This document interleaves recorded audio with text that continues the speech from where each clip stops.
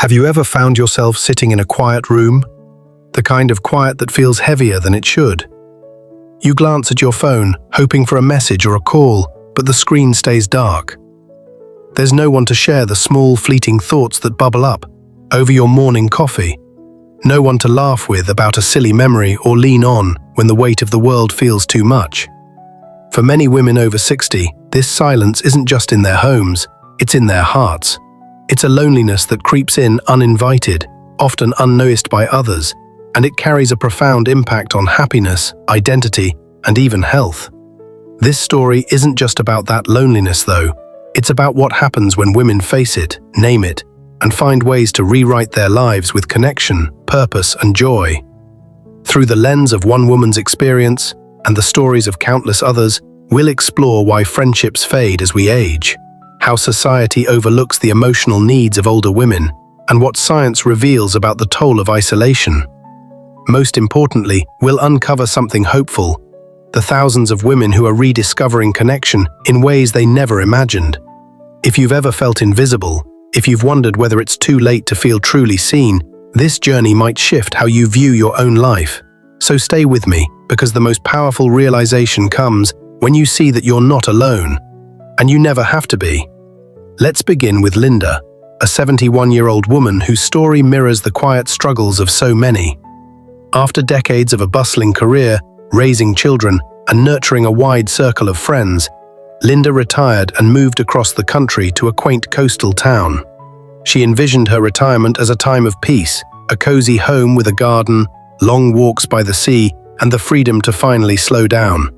But as the months passed, she found herself sitting at her kitchen table, staring at her phone, wondering why it never rang.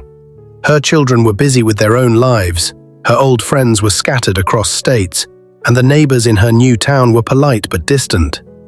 The life she dreamed of felt hollow, not because of where she was, but because of who wasn't there.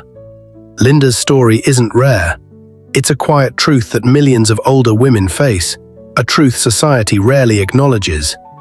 The loss of friendships in later life isn't just a personal sadness, it's a cultural oversight with profound consequences for emotional and physical well-being.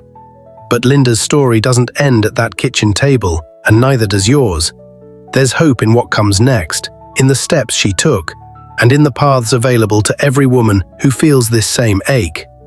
The emotional shift that comes with aging often catches women off guard.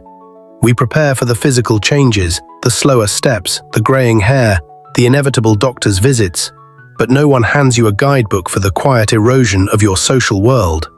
It's not a sudden break, it's a slow drift. One day you realize the group chats have gone silent.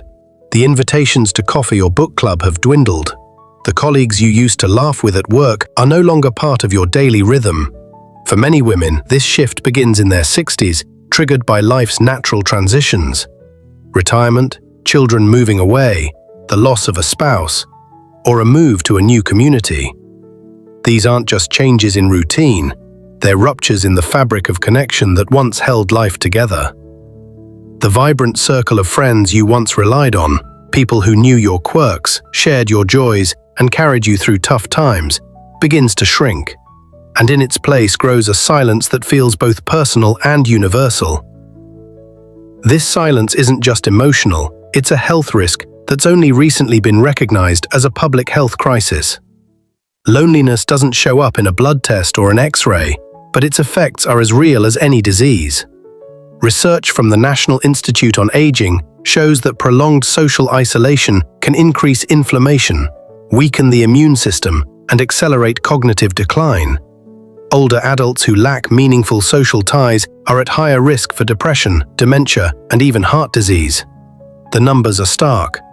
One study found that loneliness can increase the risk of premature death by up to 26%, a figure comparable to smoking or obesity. For women like Linda, the impact was tangible. After 6 months in her new home, she noticed she was sleeping later, moving slower, and forgetting small things: her keys, her vitamins, her plans for the day. Her doctor assured her she was physically healthy, but emotionally she was unraveling. Without the regular connection of friends, her sense of self-worth began to slip, and the spark that once defined her dimmed. Why does this happen? Why do friendships, which feel so effortless in youth, become harder to maintain as we age? The answer lies in the transitions that define life after 60.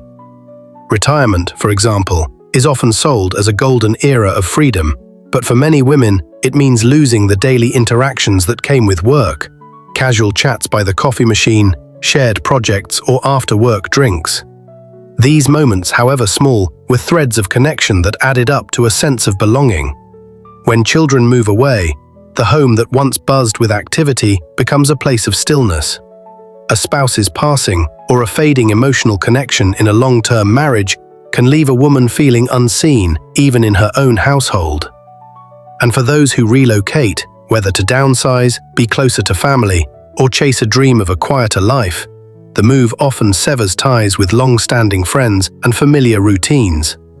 These transitions don't just change where you live or how you spend your days, they reshape who you spend them with.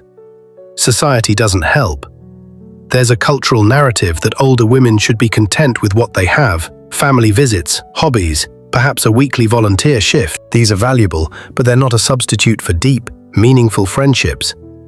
There's also a myth that older adults no longer crave or need close relationships, as if connection has an expiration date. But science tells a different story. Studies show that strong social ties in later life are linked to lower blood pressure, reduced depression, better cognitive function, and even a longer lifespan. Emotionally, friendships do more than make life enjoyable, they make it bearable. A friend isn't just someone to laugh with. They're a lifeline during grief, health challenges, or the small frustrations of daily life.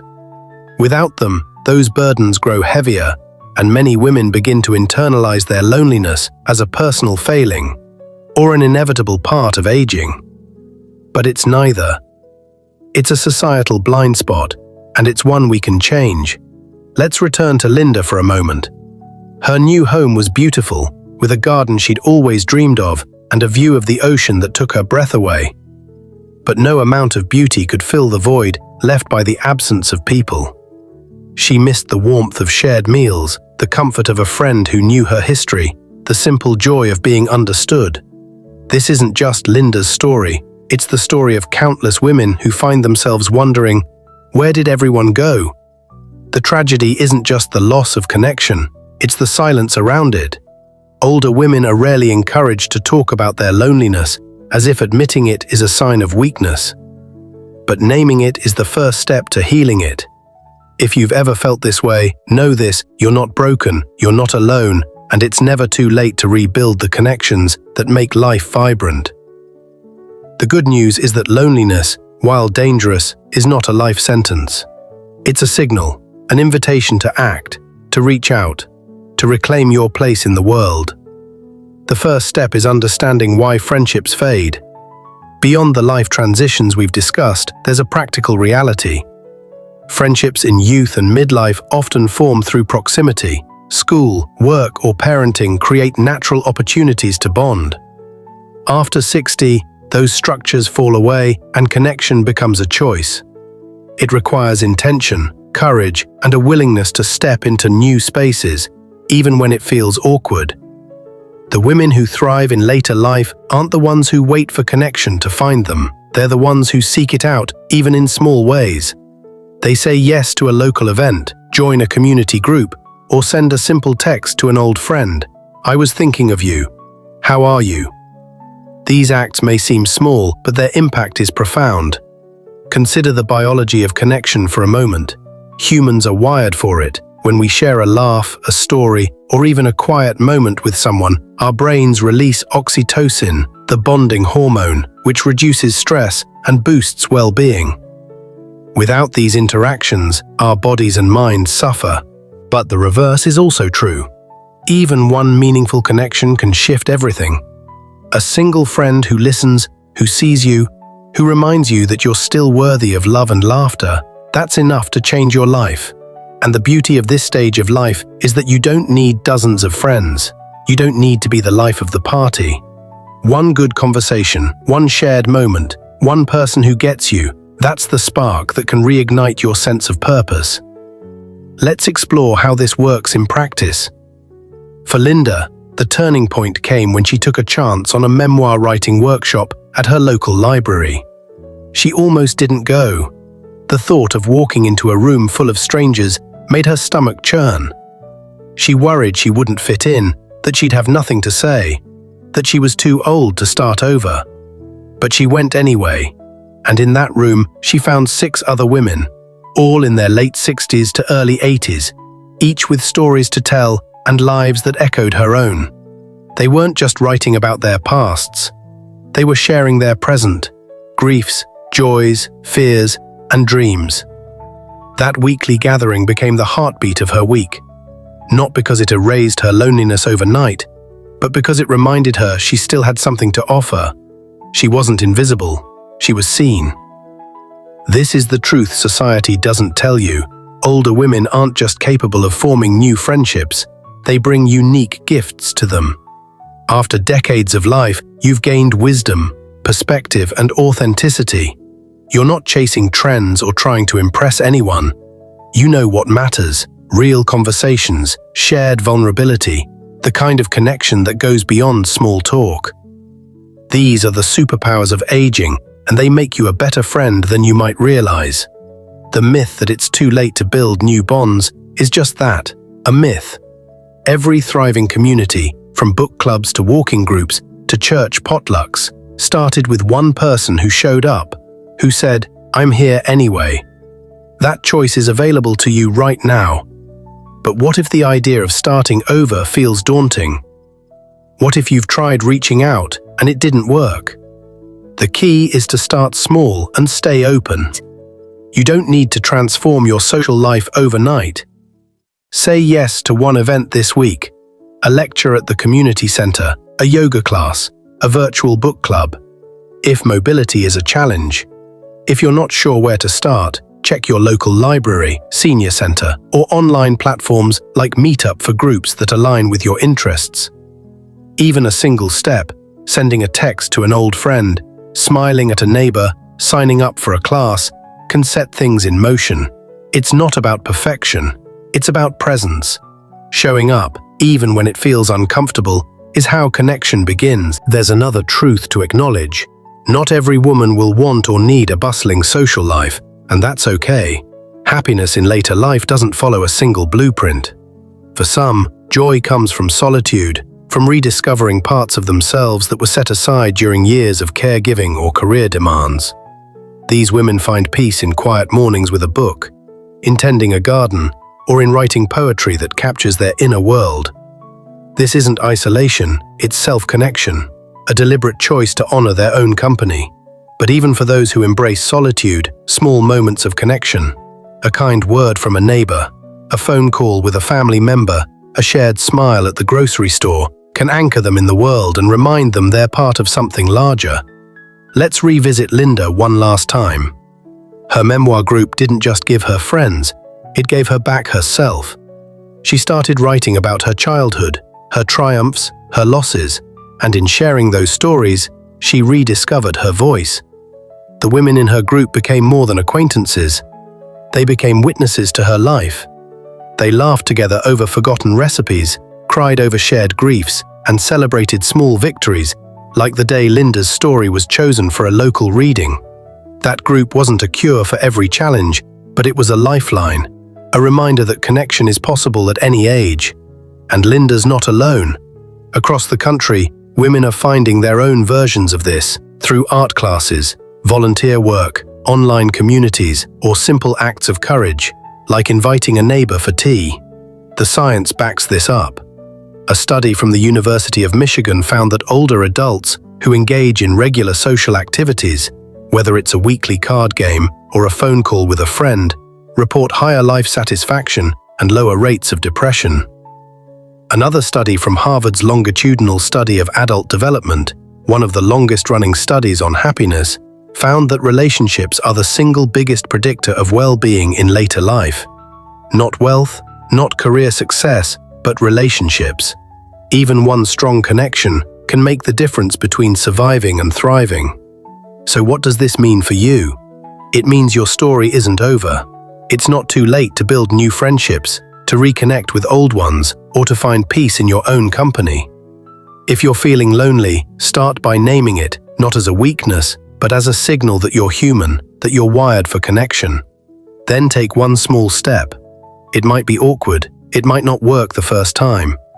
But every connection you've ever made started with a moment of courage, a hello, a smile, a shared story. You've done it before, and you can do it again. If you're wondering where to begin, try this.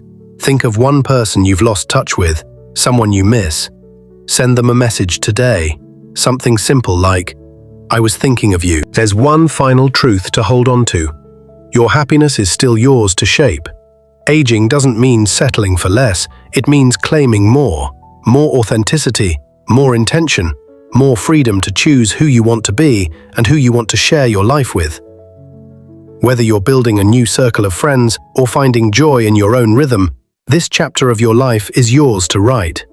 It's not about erasing loneliness, it's about facing it, understanding it, and choosing what comes next. You've lived through change, loss, and reinvention, and you're still here, still capable of joy, growth, and connection. So take a moment now. Ask yourself, what would make me feel more connected, more fulfilled, more like me? Maybe it's joining a community choir, maybe it's calling an old friend, maybe it's giving yourself permission to enjoy a quiet evening with a good book, guilt-free. Whatever it is, that answer is your compass. Follow it. Your next chapter is unwritten, and it's waiting for you to fill it with meaning. Whether that's through new friendships, rediscovered passions, or the quiet beauty of your own company. You're not invisible, you're invaluable. And the best part, the story you're writing now might just be your most beautiful yet.